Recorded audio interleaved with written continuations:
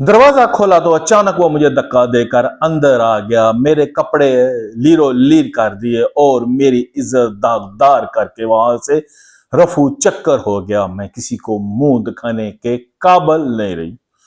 बिस्मिल्लाहिर्रहमानिर्रहीम, अस्सलाम वालेकुम व रहमतुल्लाहि व बरकातुहू।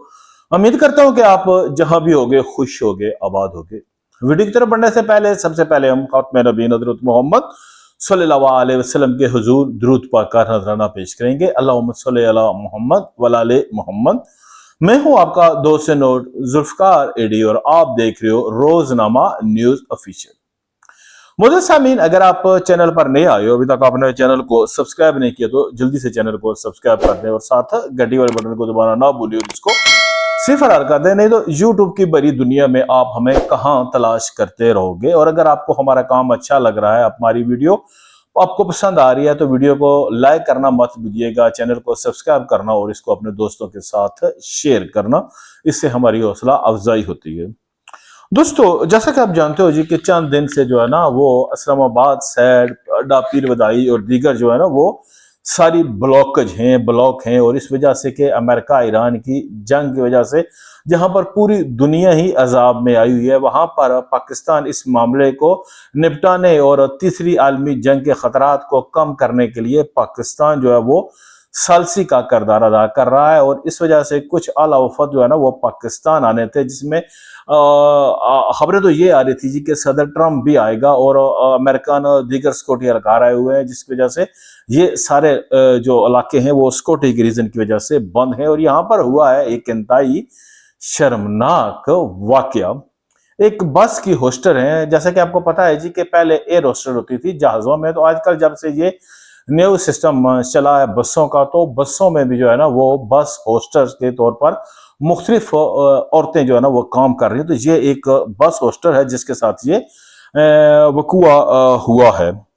ये जो बस होस्टर है इसका नाम रजिया सुल्ताना दुख्तर सुल्तान महमूद बताया जाता है जी। ये जो रजिया कहती है जी कि ये नॉर्मली लिया की रहशी है और ये अपने गांव गई हुई थी, घर गई हुई थी छुट्टियों पर। तो ये वापसी पर जब आई है तो इसको पता चला कि जी आगे ट्रैफिक जाम है, तो जिस बस पे आई थी तो इसने उसको पेशावर मोड़ पे उतार दिया जी कि आगे हम नहीं लेकर जा सकते आपको पीर बदाई अड्डे पर, क्योंकि वहां पर जो है ना वो रोड ब्लॉकेज है, तो आप यहाँ पर उतरे। तो ये क्या करती है जी कि ये वहां पर उतर जाती है। तो इसका ये वहां पर एक साथी, वो एक कंडक्टर था जो बसों में कंडक्टर होते हैं, तो उसका नाम अशरफ बताया जाता है। वो जो है ना इससे मिली तो इसने उसे फोन किया जी कि तुम मुझे जो है ना होटल तक पहुंचा दो। और वो इसे होटल जो है ना पीर बदाई के मुकाम पर एक गिलानी होटल है, वहां पर इसको ये पहुंचाया। और उसके बाद ये कहती है जी कि मैं सो गई और जब 9 बजे मेरी आंख खुली है तो देखा तो कोई डोर बेल बजा रहा था, जो दरवाजा था होटल का। तो इतने में ये जो मोहम्मद अशरफ है वो अंदर आया और उसने मुझे धक्का दिया और उसके बाद कोई ऐसी चीज संगाई जिसकी वजह से ये बेहोश हो गई। और जब इसको होश आया तो पता चला है जी के इसके साथ ये ना ये शर्मनाक वाकया हुआ और उसे इसने को जो है ना वो इज्जत तार तार कर वहां से चला गया। ये दोस्तों वो चीजें हैं जो इसने एफआईआर में दर्ज कराई है। एफआईआर की कॉपी भी मेरे हाथ में है। और दोस्तों यहाँ पर बहुत से सवालात जन्म देते हैं। ये तो इस औरत ने बताया जी कि ये हुआ है वकुआ, और जब इसने वहां पर बयान दिया जी ये क्योंकि मैं भी एक बस में एज ए बस होस्टर काम करती थी और ये भी, और काफी अरसे की इसके साथ जान पहचान थी। चलें ये तो बात मान लिया जी कि ठीक करते हो, लेकिन जो कुछ इसने एफआईआर में बताया उस वजह से भी ये खुद जो है ना वो एक अजीब इसने जो है ना वो उलझन में उलझा दिया है पुलिस को। वो कहती है जी कि ये जो मोहम्मद अशरफ वल्द नामालूम है ये जिला बकर का रहायशी है और इस वक्त तुरनाल में रहायश पजीर है। और ये भी मुख्तलिफ गाड़ियों में कनेक्टर और गाड़ी में मुलाकात हुई, जिसके बाद ये जो आदमी है ये इस रजिया के ऊपर जो है ना वो दिलो जान से फिदा हो गया। ये रजिया जो है ये खुद भी शादीशुदा है और बैद इसको जो है ना वो हरासा करने लगा यहां पर दोस्तों ये बात आती है, जो एक आदमी जो है ना वो आपकी इज्जत का दुश्मन बना हुआ है, आपको हरासा कर रहा है, और आप ऐसे वक्त में उसी को फोन कॉल कर रही हो जी कि आओ और मुझे पीर बधाई छोड़ दो, जबकि वहां पर मौजूद टैक्सी वाले भी थे, बैकी वाले भी हैं, तो किसी और को तुम कह सकती थी, आया उसको बताने की क्या जरूरत। ये पॉइंट आप अपने जहन नशीन रखिएगा।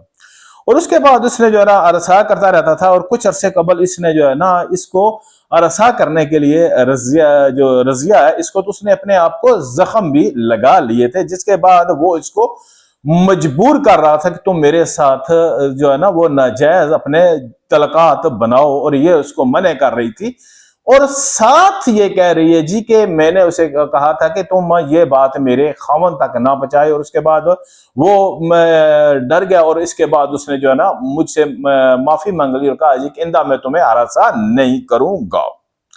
अच्छा जी, यहां तक जब मामला पहुंचती है और इंसान उसी के ऊपर एतबार करे, बड़ी हैरत अंगेज बात है। उसके बाद कहते हैं जी उस दिन जब वो आई तो फिर विदाई होटल देखा तो कोई वहां पर नहीं था, तो जब वो वहां पर आ रही थी तो रास्ते बंद होने की वजह से तुरनाल उतर गई, और अशरफ से राब्ता हुआ और मुझे अपनी गाड़ी में पीर विदाई होटल ले आया, और सैल को गिलानी होटल वाकया पीर विदाई में छोड़ा और वापस चला गया। थकावट की वजह से इसने गिलानी होटल में रजिया ने कमरा लिया, और ये कहती है जी कि मैं आराम के लिए चली गई।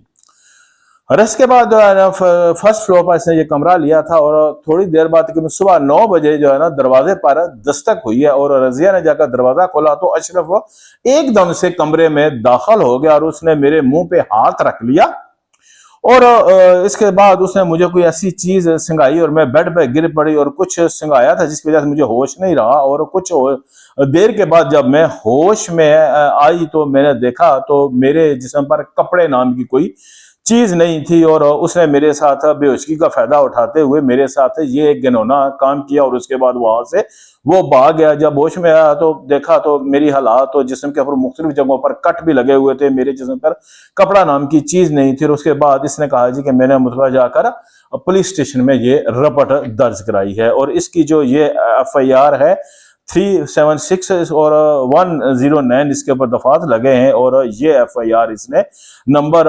348-26 और ये इसने पिरवदाई थाने में जमा कराई। अच्छा जी, यहां से जो है ना पुलिस जब तहकीकात करने लगती है तो इस मामले का ऐसा आगे रुख अख्तियार करता है कि पुलिस वाले भी सर पकड़ के बैठ जाते हैं कि ये औरत, यही वल्दियत, यही शनाख्ती कार्ड नंबर, और यही औरत ने पहले 7 FIR दर्ज कराई हैं, और वो भी पीरवदाई थाने में। तो तब वहां के जो SHO हैं वो भी सर पकड़ के बैठ जाते हैं जी कि अब करें तो करें क्या, क्योंकि ये तो लगता है जैसे इस औरत का एक पक्का काम ही यही है जी कि इस तरह के FIR दर्ज करना। हम किसी के ऊपर इल्जाम नहीं लगा रहे, ना ही हम किसी को बेगुनाह कह रहे हैं, लेकिन मामला ये है जी कि 7 दफा वारदात हो और मुख्तलिफ नामों के ऊपर FIR दर्ज हो, तो ये कहीं शुक्को शुबात को जन्म देता है। इसकी एक FIR में कहती है जी कि मैं बैठा था और आदमी ने मुझे जो है ना वो कोल्ड ड्रिंक पिलाई और मुझे होश नहीं रहा, उसने मुझे ज्यादती का निशाना बनाया। एक और FIR में है जी कि उसने मुझे जो है ना मेरे हाथ पांव बांध लिए और मेरे कपड़े फाड़े और मेरे साथ इस तरह किया। यार, जिस तरह की वारदातें हो रही हैं, सारा कुछ है, और दोबारा तुम, और ये आदमी तुम्हें हरासा कर रहा है, और तुम जो है ना उसको को फोन कर रही हो, और वही तुम्हें कमरा यहाँ पर छोड़ आया है, और जब वो आता है दरवाजा खोलता है तुम्हारे साथ ये हुआ हुआ है, और होटल के जो दीगर लोग थे क्या वो सब सोए हुए थे, क्योंकि इस तरह कोई भी किसी के पास वो धड़ल्ले से नहीं आता है। मुझे तो दोस्तों इस मामले में कुछ दाल में काला लगता है, बल्कि दाल ही पूरी काली लगती है, क्योंकि आजकल पाकिस्तान में ऐसा हो गया है जी कि मुख्तलिफ अपने काम निकालने के लिए औरतें जो है ना वो दूसरों के ऊपर इस तरह के इल्जामात लगा देती हैं। आप इस बारे में क्या कहते हो? अपनी कीमती राय से हमें जरूर आगाह कीजिएगा। शुक्रिया, जज़ाकल्लाह।